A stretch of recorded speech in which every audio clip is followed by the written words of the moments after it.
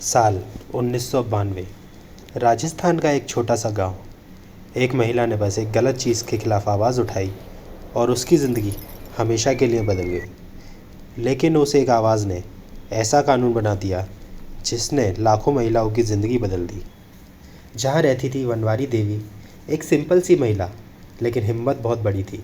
वो गवर्नमेंट के women development programme में काम करती थी और उसका काम था चाइल्ड मैरिजेस को रोकना, जो कि राजस्थान में उस समय पर एक बहुत ही कॉमन प्रैक्टिस हुआ करती थी। साल 1992 उसने एक पावरफुल फैमिली के घर में रह रही एक छोटी लड़की की शादी रोकने की कोशिश की। बस यही उसकी सबसे बड़ी गलती थी, क्योंकि वो फैमिली उस समय पर काफ़ी पावरफुल हुआ करती थी। राजस्थान की उस जगह पर उस फैमिली का काफ़ी वर्चस्व था। शादी रोकने के बाद उस फैमिली के जो मर्द थे वो बनवारी देवी से काफ़ी नाराज़ थे और गांव के कुछ लोगों को इकट्ठा कर उससे बदला लेने का फ़ैसला किया और बनवारी देवी के साथ एक बहुत ही भयानक जुर्म किया। उसके साथ गैंगरेप किया गया।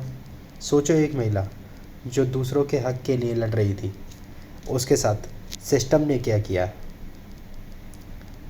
जब उसका रेप हुआ तो बनवारी देवी न्याय के लिए पुलिस के पास गई, लेकिन पुलिस ने केस लेने में डिले किया। मेडिकल टेस्ट में बहुत देर हुई। इन्वेस्टिगेशन भी पुलिस की काफ़ी वीक थी। और जब केस कोर्ट में गया तो जो भी उस मुकदमे में अक्यूज़ थे, सभी को कोर्ट ने बरी कर दिया। मतलब न्याय सिस्टम फेल हो गया। यहाँ से शुरू होती है असली लड़ाई। इस इनजस्टिस के बाद कुछ एनजीओज़ और वुमेन ग्रुप्स एक साथ आए। उन्होंने सुप्रीम कोर्ट में एक पिटीशन फाइल की। उनका सिंपल सवाल था, अगर वर्क प्लेस पर महिलाएं अनसेफ हैं तो उसकी प्रोटेक्शन का लॉ कहाँ है। और उस समय सच भी यही था कि इंडिया में तब तक सेक्सुअल हैरेसमेंट के अगेंस्ट कोई प्रॉपर लॉ ही नहीं था। सुप्रीम कोर्ट ने उन महिलाओं की बात को सुना और उस पर काफ़ी विचार किया।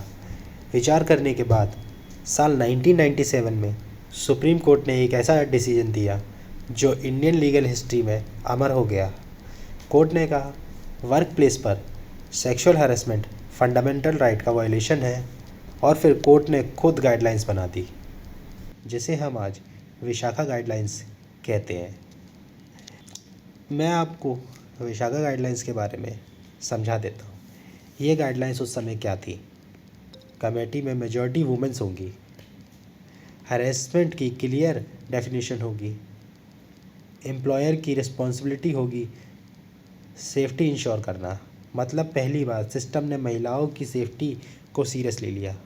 आगे क्या हुआ, ये गाइडलाइंस सालों तक फॉलो होती रही और फाइनली साल 2013 में इंडिया ने एक प्रॉपर लॉ बनाया, जिसे हम आज पॉश एक्ट यानी कि prevention of sexual harassment act कहते हैं।